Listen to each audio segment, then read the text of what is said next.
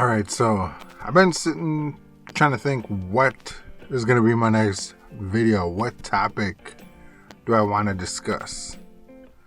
And I think of the INFJ stare has been most relevant throughout my life. Because we're observant, right? At least I know I'm very observant. I sit back and I watch to get to know the characteristics of people. And in one of my interviews with my wife that I'm probably going to be posting on this, where I ask her how it is to be married to an INFJ, and she's an ISFP. And we had this discussion.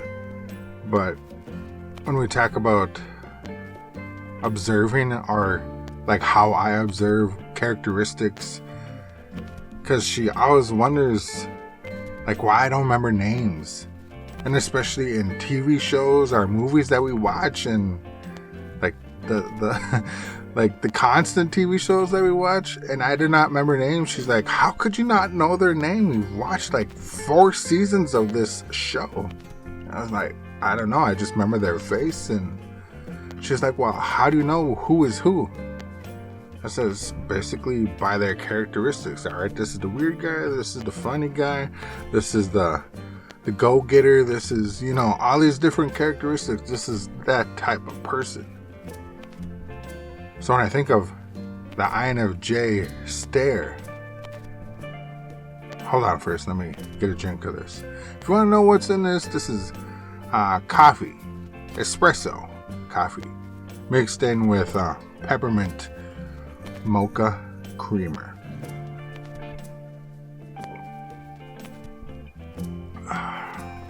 Set this down real quick. So I gotta work in about an hour and a half. So I just wanted to sit down and talk about this, because it's been like a week since my first video, and I appreciate the viewers, the viewings, and the comments. And like I said in that, the reason why I started this INFJ channel is to really niche in or whatever, but to like focus in on INFJ and make those connections, because I know the INFJ community is like where you feel connected. And I talked, and as I was commenting with people, okay, I'm going off track a little bit, but as I was talking with other INFJs, I remember saying, what if we had this clique in high school? I wonder how things would be, how lives would be different, and how it would have helped us evolve as human beings, and understanding and everything, just to know that right away. But like when I think of my intro video, it took some time, right? It took some time for me to like really understand and accept this, like know thyself. It's probably a thing that comes later on in life.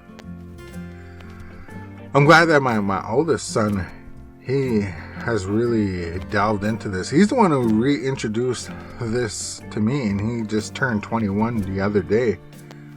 So it's good to hear that my son at a younger age is a little bit more evolved in the mind and being open-minded. But yeah, so that was me sidetracking, getting off track a little bit. But yeah, so the INFJ stare, and like reason reason why it's so prevalent for me is because I get caught staring, zoning out, and people ask me like, what are you doing? I feel like some people are like, it was an Adam Sandler movie from, I think it was 50 First Dates, but he's looking at Drew Barrymore, her character, and he's like figuring out what he's gonna do, and how he's like just falling for her. And there's this little guy, a little older guy, he finally like jumped in and said, he's like, are you looking at me or are you looking at her? Because you're starting to freak me out. And like I figure that's how some people feel, because I can't help staring at times. Like, because I'm observing them, I try to not make it so noticeable. But I have to kind of like know their vibes and see if they're the kind of people that I can associate with or communicate with, and just how we can vibe together. I have to know all of this before I really start this interaction. I can't just open all up to them and be like, this is me, who are you? It don't work like that for me. So I get caught staring. But another thing that falls in line with that INFJ stare, like with my work now, like I'm doing delivery, driving. Don't knock the gig. It's a real nice gig, and I'm getting paid like $30 an hour, and like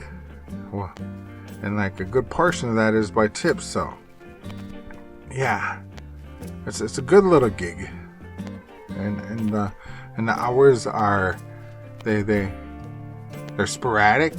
It's not constant, so that kind of works with like how I feel. Like, I don't like getting so stuck on routines and habits or routines. I get bored of it. That's what I'm trying to say. So having it mix up all the time is good for me, and just the different vibes and environment. It's always changing, right? So I'm cool with that. I could probably go on another video about talking about INFJ jobs. But yeah, see, I get sidetracked. My mind just goes. I don't know. So yeah, when I'm at work, another thing that I do is like I observe and I watch the body and like how they're gonna move. Like, because I took defense Taekwondo. I took Taekwondo, and the thing that they told us is to watch the upper body to know which direction that they go, but also to like really focus on their hips to see that really tells the direction and all of that type of stuff. So I tend to watch those two areas.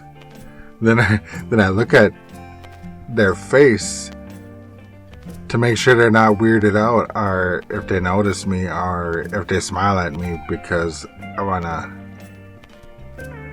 help them feel that I acknowledge them and I'm not just being weird. But I'm a big guy, so I gotta watch out so I don't be knocking people over. I've knocked over a couple people because it's so fast paced at times, and I've bumped into a few people and they went kind of flopping and flying. I'm 6'3" and 290 pounds, so yeah, I got to be careful of that. And so those are my reasons why I had to get to know how people are, and like I don't rush around. Like, I'm more slow paced and make sure all of that, because I don't want to be knocking people over. I'm too big to be doing that, especially. But yeah, so this INFJ stare, it's not so much created problems with me. I don't think I've had any problems where people are like, why are you staring, dude? Because I don't really like stare at certain dudes, because you could tell the vibe that they have. Alright, that's a person that you can't stare at and you can't associate with and you don't want to associate with. Alright. And sometimes that comes back on you like, alright, they were not that type of person. Like, they're pretty cool. You end up finding out later. A stare is a crazy thing because you can't control it at times. You just end up staring. And people have to be like, hey, you alright? Yeah, I'm alright. My bad. I'm in a stare. Or I some of my excuses like, oh man, I was just looking past you. My bad. Or I don't know, I just had these other excuses when I get caught staring, and it's like a zone out. So I get put in a trance almost, like you're observing so much that you don't realize it. It's involuntary. It's an involuntary stare. Oh my God. Do you feel like that too? Like you can't control the stare? But there's a purpose behind the stare? Yeah. What's your reasonings and purpose for your INFJ stare? And how has it affected you and benefited you? All of that. So that's my second video. I appreciate you all again, and it just feels comfortable knowing these are like authentic connections, really. And I appreciate y'all. Like I said, grateful. Thank you for sitting through my ramble, my processing about how the INFJ stare comes through my thought process. You know, how it plays a part in my life. Yeah. But that's all. Thank you all for watching, and I'm out of here. It's Comanche, and I'm an INFJ. I gotta figure out how to start and end these videos. I got my other YouTube channel. I got a saying and a way to end it. I gotta figure this out. Alright, it's gonna be a little bit. Maybe next time, maybe the next video. I don't know. But yeah, that's all. Live long and prosper. No, I won't do that.